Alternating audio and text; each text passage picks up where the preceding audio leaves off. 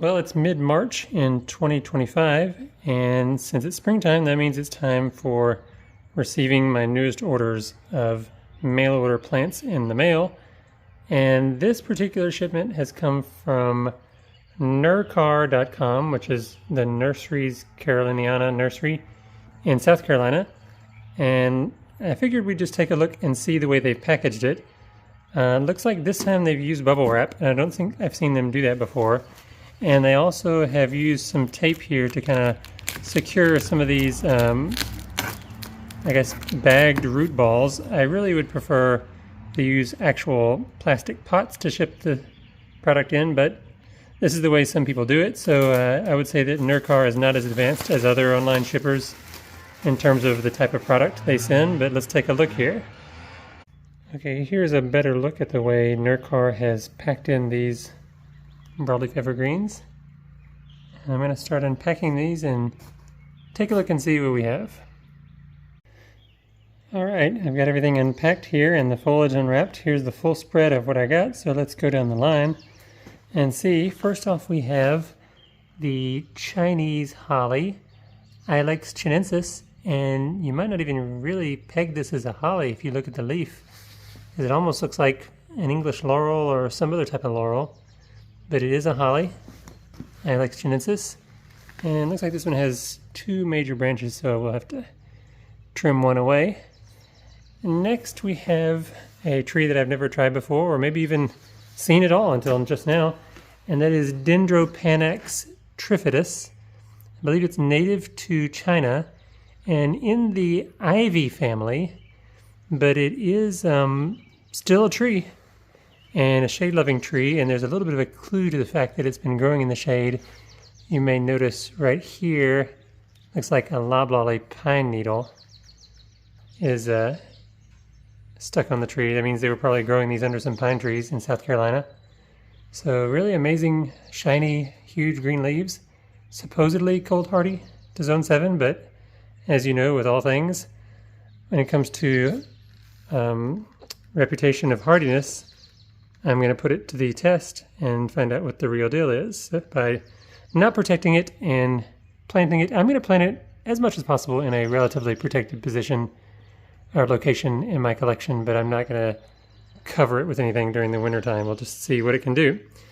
And next we have something from the genus Cyrilla, and some sources online say that the Cyrilla genus is a monotypic genus, which means there's only one species represented in that genus. However, Nurcar has said on their website that this is a different species besides Cyrilla racemiflora, which is the widely accepted primary species of that genus, and this is supposed to be Cyrilla arida. You can't really see the wording on the little tag has worn off, but take my word for it, it's Cyrilla arida, and I will admit that the foliage, the leaves are a lot smaller than they are on my Cyrilla racemiflora. Supposedly, this one is supposed to be more cold hardy than regular Cyrilla racemiflora, so I will find out about that. Very cool looking little tree though.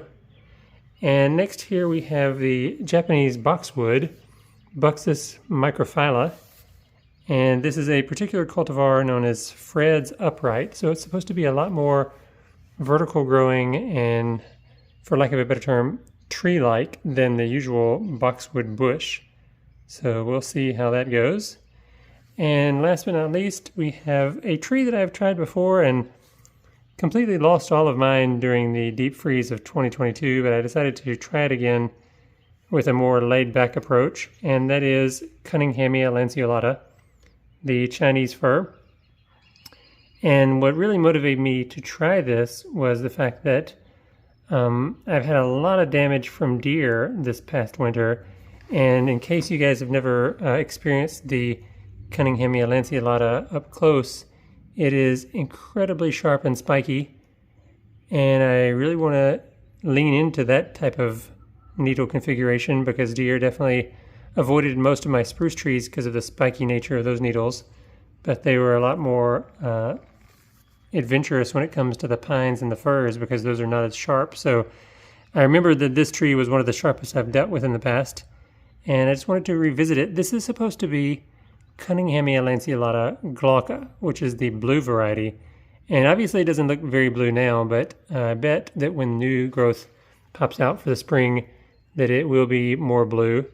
And here you can see the male pollen cones are already out there and exposed. So we'll see.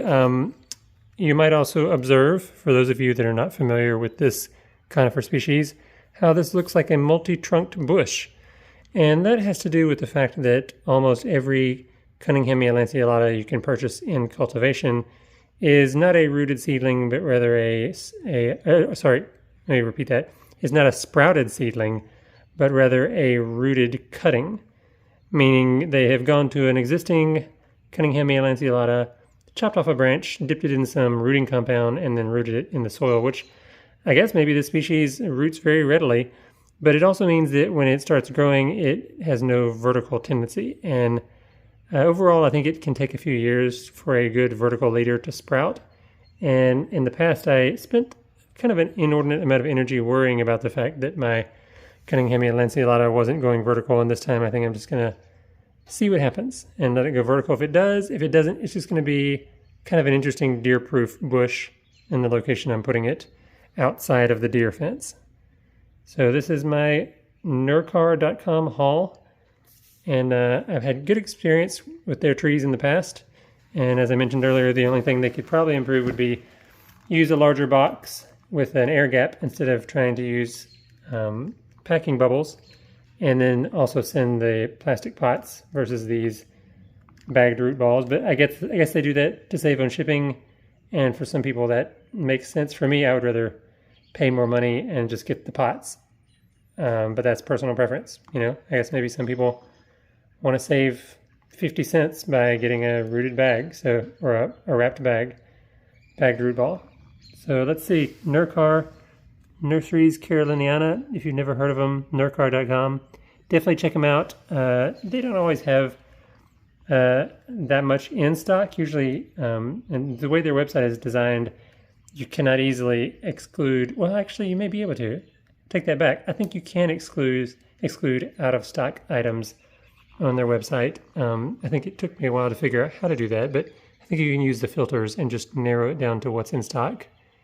Go check and see if you're interested. Definitely a cool nursery. They didn't pay me to say that. I'm just letting you know. I mean, I wish they would pay me to say that, but I've just had good experience with them.